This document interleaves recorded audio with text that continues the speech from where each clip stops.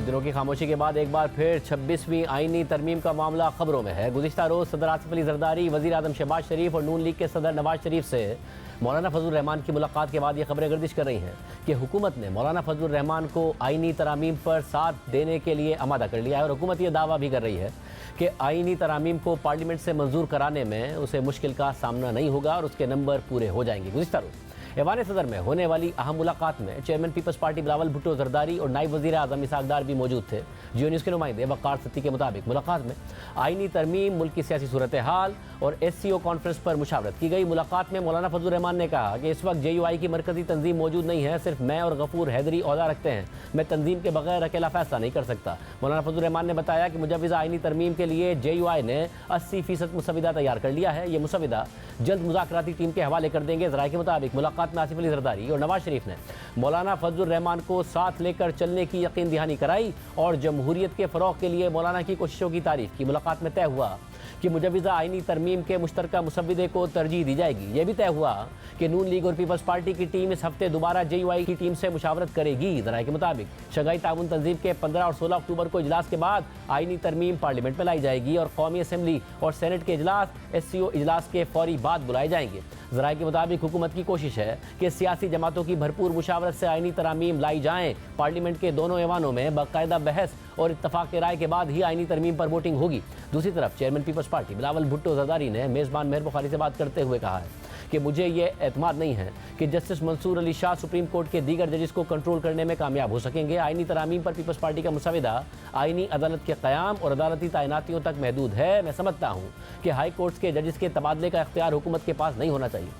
Chief justice फायज ईसा की सूरत में हमने ये पहली दफा देखा कि एक सिटिंग चीफ जस्टिस अपना इख्तियार छोड़ के दूसरे जजेस के साथ वो इख्तियार शेयर करता है कि ये पार्लियामेंट की वो मैंने we'll get on to that. I didn't reverse anything, but I don't have the confidence that Mansoor Ali Shah Sahab will be able to control the other judges on his Supreme Court. मैं समझता हूँ कि ये इख्तियार executive के पास नहीं होना चाहिए ट्रांसफर करने के लिए। जिस तरमीम पे मैं मौलाना फजलुर रहमान साहब के साथ काम जल्द शुरू हो जाएगा, जिस पे पीपल्स पार्टी का जो इनपुट है उसमें इस किस्म का हमने सजेशन नहीं दी। हमारा जो ड्राफ्ट है या डॉक्यूमेंट है या इनपुट है that is confined to the establishment of a constitutional court and the judicial appointments का process। जबकि आईनी तरामीम के हवाले से JUI के रहनुमा कामरान मुर्जा ने कहा है कि एक मुसविदा हमारी तरफ से भी तैयार हो गया है और वो मौलाना फजलुर रहमान के पास है। इसके अलावा द न्यूज़ में अंसार अब्बासी की खबर के मुताबिक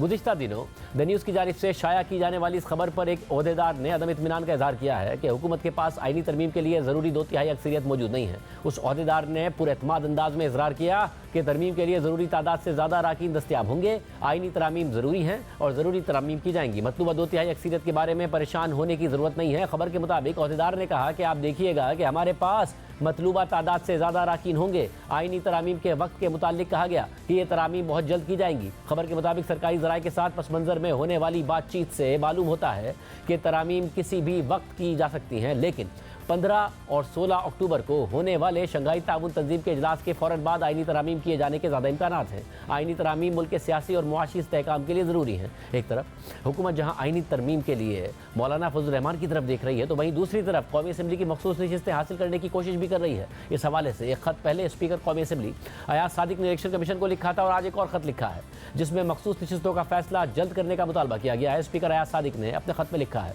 कि मैं ये ख़त अपने 19 सितंबर 2024 के ख़त का हवाला देते हुए लिख रहा हूँ। कौमी असम्बली में पार्लिमानी लीडर्स ने मुझे खतूत लिखकर ख़वातीन और अक़लियतों की मखसूस नशिस्तों की अलॉटमेंट से मुतालिक इलेक्शन एक्ट 2017 में की गई तरामीम को लागू करने पर जोर दिया है।